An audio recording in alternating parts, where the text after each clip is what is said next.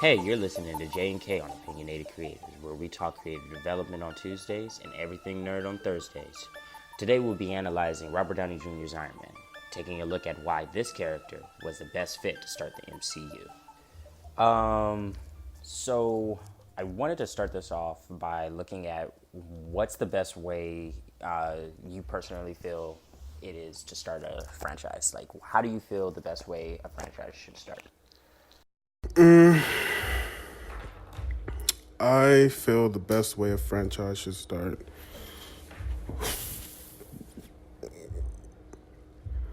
I think honestly, the best way is like to sit down, brainstorm, think about what, how could I say it?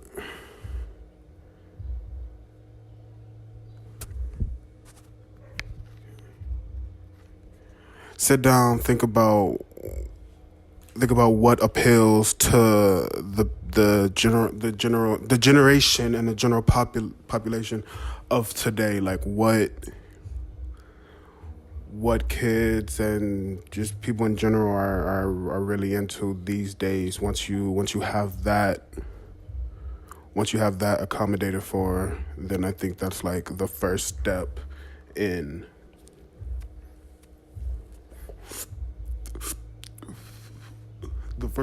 the right direction of having something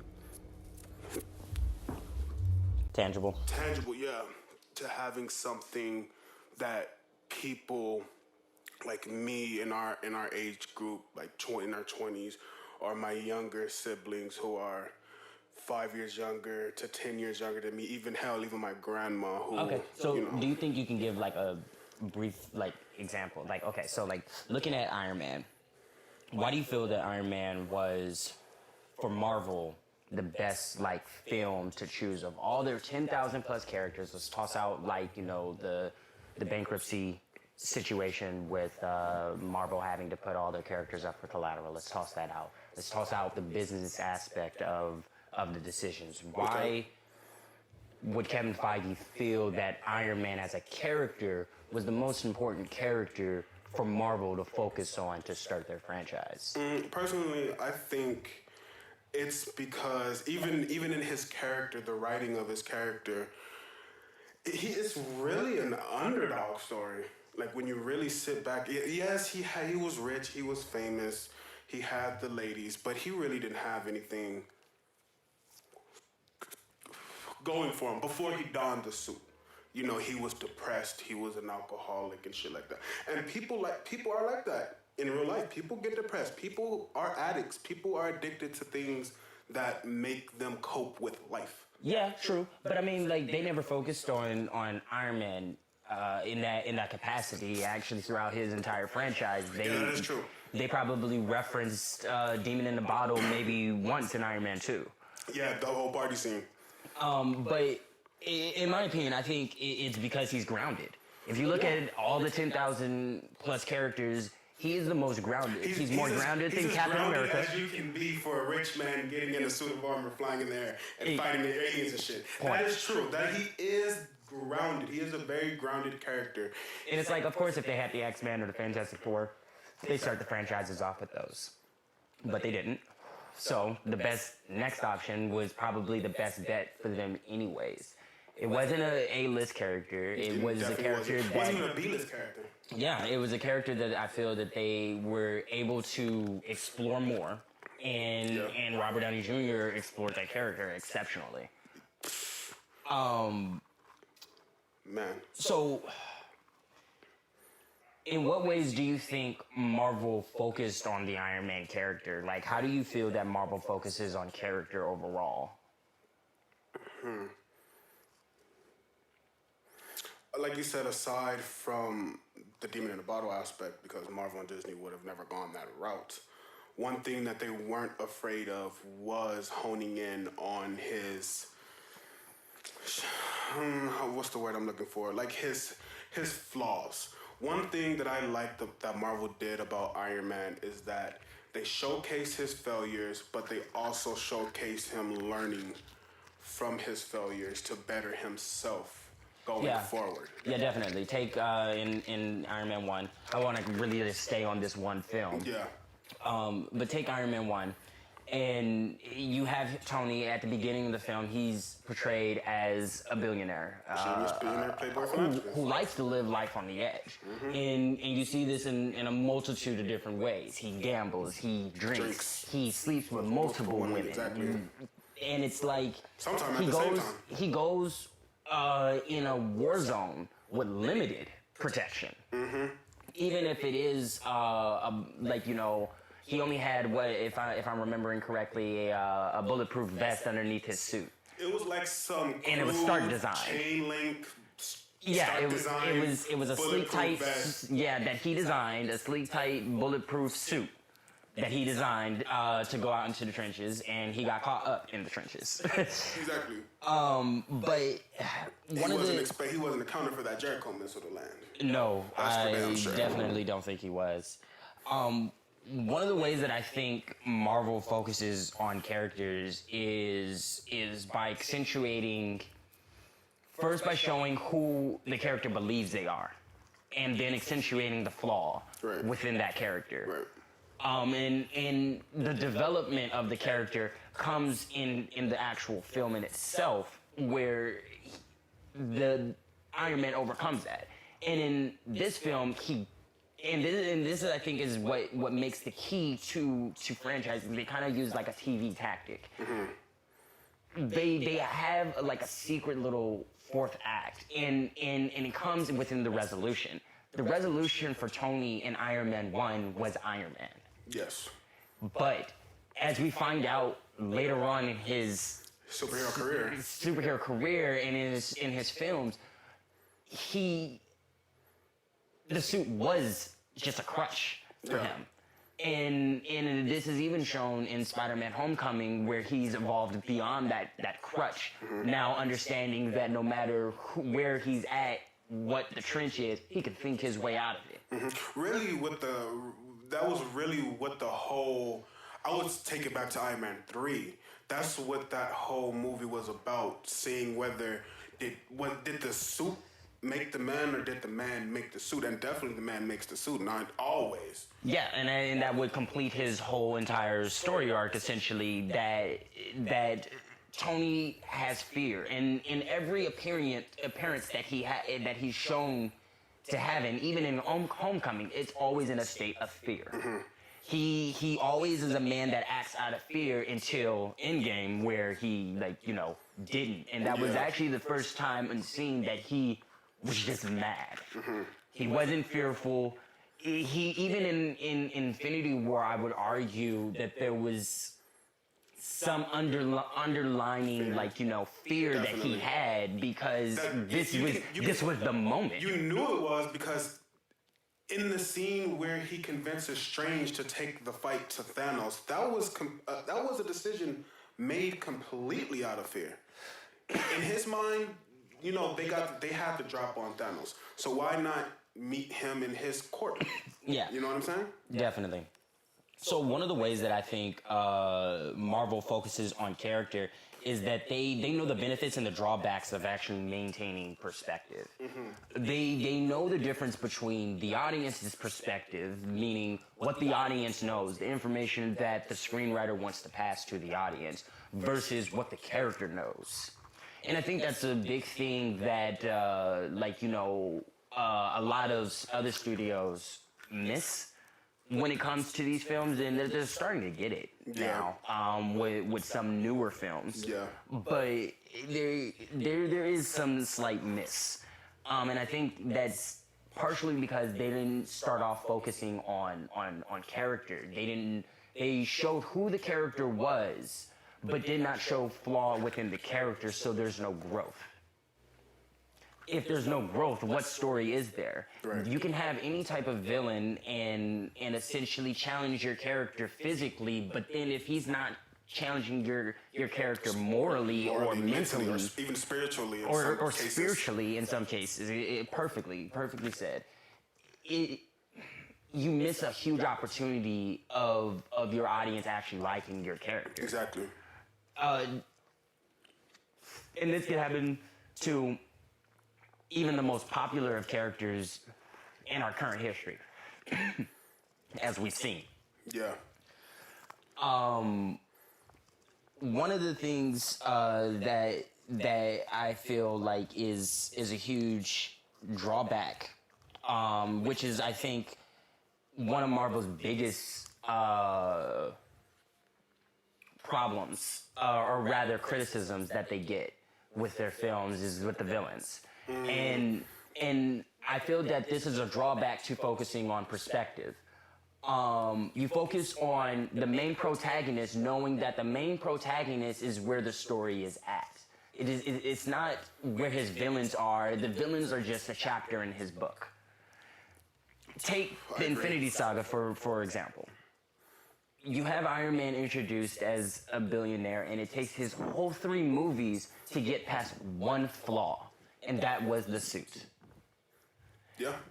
In each movie, he finds some new way, quote unquote, way to get past this, but he truly doesn't until his 3rd film, when he gets rid of his arc reactor. And he chucks it into the fucking ocean. But every time we still, but the constant theme with Iron Man is that he operates out of fear. And even in Infinity War, we see that. And we see old ghosts kind of coming back from his past, from when he was in the cave. Yeah. And I'm not even talking about the shot in Endgame. But he's on the Benatar. Yeah. And it's like take when he, so proudly stood up to, what's his name in New York? Ebony Maw? Yes, Ebony Maw. And that great line where he's sorry, Earth is closed today. And it's like, one thing that Tony does is something that the comic book Spider-Man admitted to doing. And you see this as a recurring theme. Every time he's in danger, he talks. Mm-hmm. Yeah. Every time he's scared, he talks. Even when he fought Thanos, he talked. He talked, yeah. Yeah, that is true. And until in Endgame, he didn't. He had no more words to say. At that point, he was just like, let's get this And I think that's part of the key to building a franchise, but also in that same breath, I think that's a bit of the drawback to focusing on perspective. Now, focusing on perspective comes with great benefits. You get great character development, but you have to limit the characters that you develop and look at the larger picture.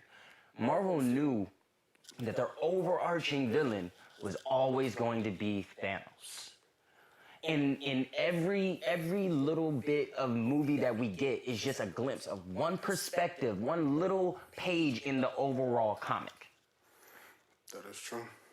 And it's like it comes with benefit of they approach these films as comic writers instead of as film writers, following the 3-act recipe. Exactly. And you can still follow that 3-act recipe, but then still add in flavor to that recipe. That's definitely what Marvel does right, is that they treat their movies like a comic, instead of this is our next big movie. Like of course to them it's like, oh, our next big movie, but it's like, this is our next big comic experience.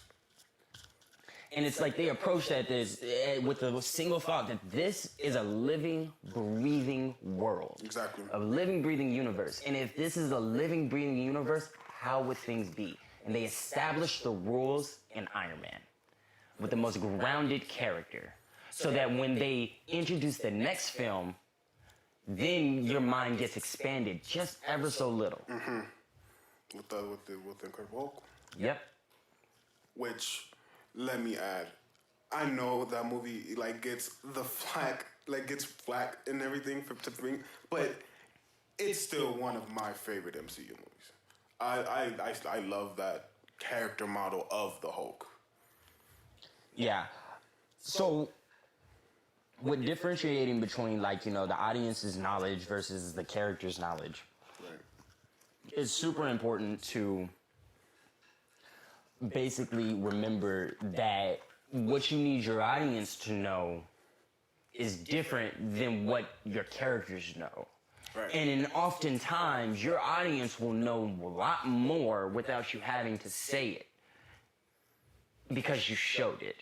And I'm not meaning like Easter eggs. In like throwing Easter eggs in is a nice thing, but think of it as frosting on the cake. It's the last thing you do in a film because you don't want the Easter eggs to sidetrack you. Yeah. Just like, for example, there was absolutely no need whatsoever for that shot of Batman looking at Robin's suit in that certain movie with a certain writing on it. And the reason why I bring this up is because I thought that was a very good certain movie, by the way. it was very enjoyable. Don't get me wrong, it was a very enjoyable film. But my point being is it was an unnecessary Easter egg to something that the audience already knew. Then the writers and director had to come out and say, oh yeah, Robin died, Joker killed him. Which Robin was it? Oh, it was Dick. So you kill off the most popular Yeah, I heard about Robin. that. I was peeved about that. I was like, that makes zero sense, but okay. And it's like, it's the most popular incarnation of a character. And now you have to explain why, instead of coming out with the film that explained why prior. Right. And that's not a good enough incentive for somebody to go see a film. It's a little, nonetheless. Woosah. Nonetheless. back on topic. The audience's knowledge is vastly different from the characters. And like take what Iron Man knows. For example, in Iron Man 1. Iron Man 1, even though at the end Fury tells him you are part of a much larger universe, you just don't know it yet. Even though he says that line, and Tony gives us this really smug look.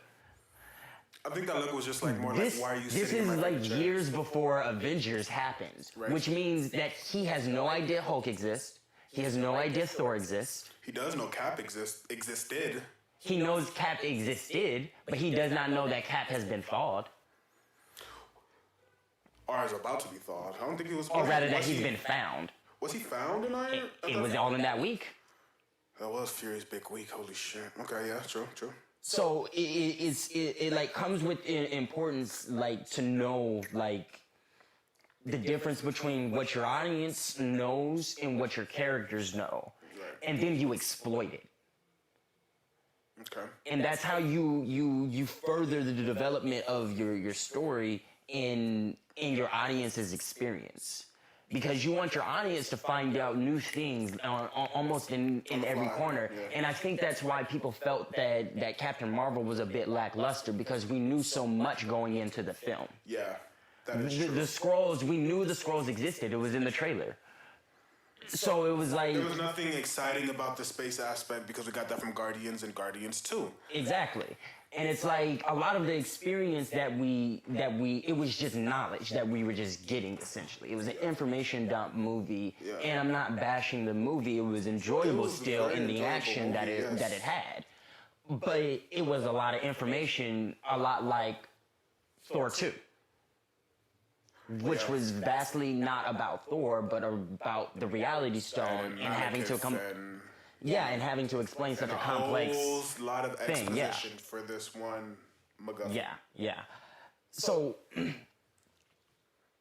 with fear being the main drive for Iron Man, I wanted to like just basically note that like Iron Man like uses like technology just to like cope to protect himself, and it's like a recurring theme Yeah. in every appearance. I mean, and not to jump all the way back to Endgame, but that was kind of in Pepper's line with "You can rest now." She knew that. I mean, he never got sleep. He was always in the workshop creating.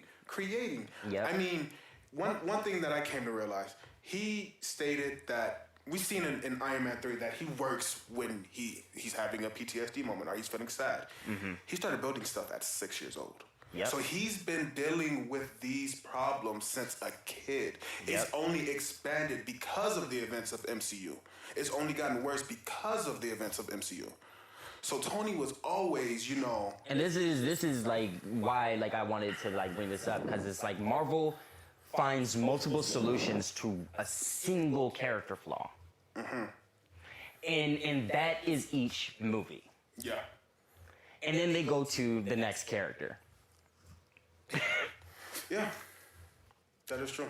So it's like, for me, I feel that Marvel prioritizes things in the order of character from flaws and development to then story. And it's like, for story, they have two different stories. Well, truthfully, they have multiple different stories within a single film. Right. And with Iron Man 1, they had two. And the first one was, we have to first introduce this character and introduce the flaw. Yeah. Yeah. His minor cope, like his cope. And his cope was Iron Man. But then his thought was, well, my first incarnation of it wasn't perfect. So I got to get it perfect. Yeah. And that's where the multiple marks came in. Yeah. And he started building more and more and more because he was still hanging on to this solution. Yeah. And that's what Iron Man 2 was. And when he was forced with, and it's like, it was more focused, Iron Man 2 threw a new flaw on it, which was mortality. Yes. Yep. While still accentuating the previous flaw, which was his fear. And it became his fear of dying, his fear of leaving Pepper, his fear of leaving the world without a protector, and all that. And this is Iron Man's story for the films. Yeah. And as these films go on, it will evolve. Now, for Avengers, that's the franchise. That's the overarching universe for now. Now it's about to grow even more. Now it's just going to be the MCU, which is why I think they're getting rid of the phases officially. Because saying that it's a phase says that it's going to be bookmarked with an Avengers film at the end. Exactly. Like the last 3 phases ago. Yeah. And so, like, knowing the overarching story is happening around your character, while your character is in his own world, oblivious to everything that is grander than him. And as your character learns more, then he suddenly realizes, I'm out of my bubble because I've learned what I need to learn in my bubble. Exactly. Now, shit. I'm sorry. Crap. There's a little whoopsie. No worries. There's a new world out there. There's a new bubble. And now there's a whole slew of all new information, and thus him coping with aliens. Yeah. And that was the new, thing that they stacked on top of it. And then they bookmarked his story with, all right, I am Iron Man, like the suit is me, and now I can mentor. Yeah. But he still has this paranoia now that the world will be invaded again. Exactly. The world needs a shield. Exactly. Hence his argument with Iron Man, and that's why it's always important to choose your lines very carefully when you're doing a story. Because when you're doing a story and writing a story, every line matters. Why? Because the audience is listening. Yes, the undertone movements is super important, but overall the audience is listening, and that's what has to also be kept in mind. It's keeping in mind the difference between your character's film stories or your character stories and your overarching franchise's stories. They have to be two different things, and they often have to conflict. Yeah. Lastly, like I said, Easter eggs and villains. This is why Marvel's villains kind of suck in the grand scheme of things, and why Thanos was awesome. Because Thanos actually had a film built around him, where he was the main character. So they had literally 4 hours, 5 hours, to look at the film and in basically flesh out a character we've never met before, and that they've only alluded to off screen through their subplots. And this is the unfortunate thing of focusing on the benefits or focusing on perspective, but it clearly shows that focusing on perspective is the way to go. Yeah. and it's like like I said, Easter eggs and villains are the last things. They should always challenge and propel your characters, but they should never be two-dimensional. They should never like just have a two-dimensional reason, and I think that's what a lot of people's gripes are with superhero films. The villains have very two-dimensional reasons behind why they do what they do. Right. Sometimes, yeah, people just do crazy things. They're just. But that is a crazy. very, in reality, that is a very, very, very small percentage of the world, which is why that doesn't tune well with most of the audience. Right. Yeah, that's what I wanted to talk about today. I mean, hey man, it was a very great analysis conversation. I loved it. It's very eye-opening on the writing process, especially when it comes down to this new age of superheroes and just in general, just character building in general. Yeah, you know, it's crazy because superhero films are making more money, so it's pushing other film industries, like the other genres in the film industry, to work harder because they're not making as much money, they're not getting that spotlight. And for me, I just hope that superheroes in this, like, you know, the superhero genre in whole gets out of that negative stigma of being a superhero film and actually gets respected as, like, you know, and gets respect for the subgenres that it has. Yeah. Despite having a superhero as a main character. Yeah.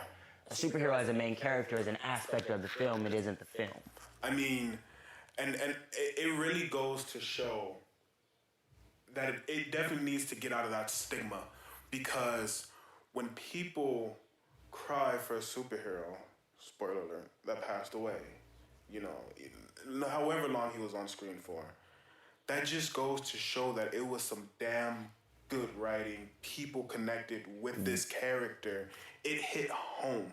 You feel like you lost a loved one. Yes. Of course it's the acting. Of course it's how Marvel orchestrates everything. But at its core, down to it, and even despite the fact that Iron Man was still improv, it went off of beats. Yeah, exactly. And that's something I forgot to say. Iron Man went off of beats. Yeah. It was mostly improv, but those beats made sure that Robert Downey Jr. maintained in scenes that could accentuate his character. Favreau gave them a list and said, "This is the plot points of these are the beats that you need to dance to. Have at it." And like they said, the first movie, he's 10-15% written, the rest was improv. It was a great movie. You don't realize that it's improv. Like, that's just down to like every core of how that movie was done, down to the CG, the limited CG that they used. Really? Because most of it was practical effects. Most of it was practical, outside of like the suit mechanics and moving and everything. Yeah. And so it's like it as his franchise progressed, it became more CG. Yeah. Because he had to renegotiate his contract with like how they were having him in a hot suit. He was like, "Look, buddy, I'm in this full plated suit for the faraway shots. I can't do it. Right? I'm getting way too old for it. I just can't." Well, I mean, we gotta close this now. This is like in 30 minutes. 30 minutes long. But it was a great conversation. All right, next time, man. Of course.